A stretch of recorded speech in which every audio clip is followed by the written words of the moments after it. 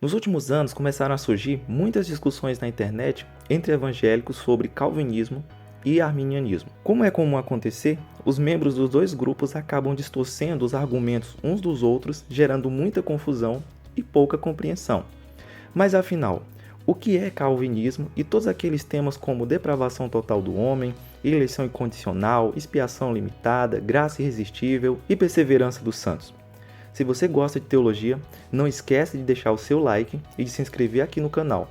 E se você é arminiano ou não, assista também ao vídeo O que é Arminianismo, link no card e na descrição. Antes de tudo, eu gostaria de pedir que você seja gentil nos comentários com aqueles que pensam diferente. Se eles estiverem errados, irão precisar das suas orações. Se eles forem hereges, vão precisar mais ainda. O calvinismo pode ser resumido de forma simples e concreta em 5 pontos. É destes 5 pontos que vem o acróstico da flor tulipa, que tem sua origem no inglês. Esses são os 5 pontos do calvinismo ou doutrinas da graça.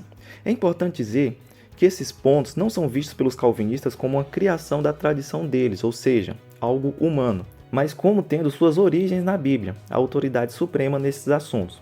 Ou seja, assim como Isaac Newton não criou as leis da gravidade, mas apenas descobriu, os calvinistas não se veem como criadores, mas apenas como sistematizadores de algo que já estava na Bíblia. Começando pela depravação total, podemos facilmente perceber que toda a humanidade foi duramente afetada pela entrada do pecado no mundo. Isso não quer dizer que todas as pessoas são monstros terríveis, mas sim que todos os aspectos da vida humana foram atingidos pelo pecado e que por esse motivo nós não somos capazes de mudar nossa própria situação. Não podemos escolher Deus, estamos perdidos em nossas transgressões e pecados. Não podemos, nem se quisermos, nos tornar completamente bons. Sempre, até enquanto fazemos o bem, podemos de alguma forma ter um pensamento pecaminoso. Diversos textos bíblicos podem ser colocados como concordando com essa ideia. Creio que esse é o ponto calvinista mais fácil de se aceitar. O próximo ponto é a eleição incondicional, que significa dizer que Deus escolhe quem Ele quer que seja salvo, sem que essa pessoa tenha nenhuma virtude, atitude ou qualidade para merecer a escolha dele. Esse ponto está diretamente ligado ao ponto da depravação total, que afirma que nós não podemos nos salvar por sermos maus. Ora, se não podemos nos salvar, o que pode acontecer é nós sermos ajudados por Deus. E claro, quando admitimos que somos completamente maus, não podemos reclamar da escolha soberana divina.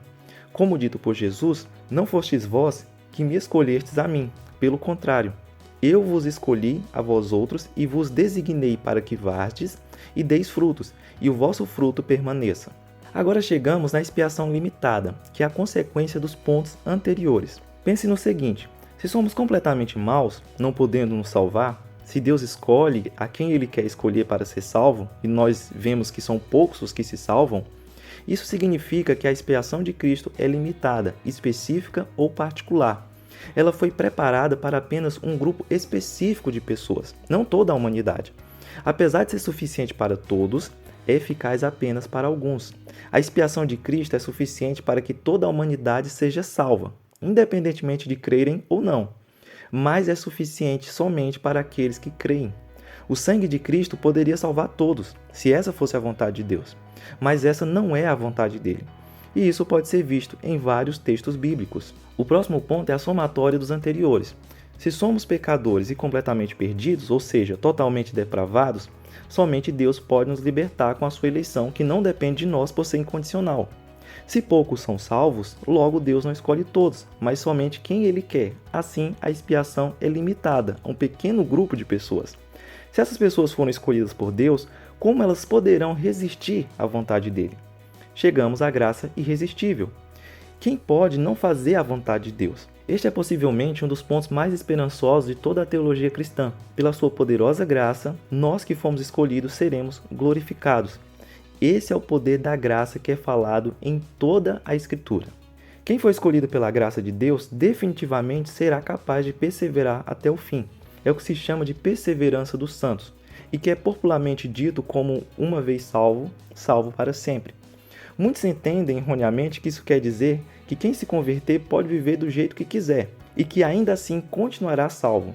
Mas é muito pelo contrário. Isso nos diz que na soberania de Deus, aqueles que Ele escolheu para a salvação, sustentarão aquela confissão de conversão até a sua morte, perseverando na vida de santidade. quem é salvo não vive pecando. Essas verdades também estão presentes na Bíblia. Explicar a tulipa não é complicado. Podemos ver claramente cada um desses pontos em toda a Bíblia. Nós somos maus, não fizemos nada de bom para sermos eleitos, Cristo morreu pelos pecados dos seus, ninguém pode resistir à graça, e aqueles que são realmente escolhidos perseverarão até o fim. E você, se considera um calvinista ou 5 pontos não te convenceram? Deixa sua opinião aí nos comentários e até a próxima.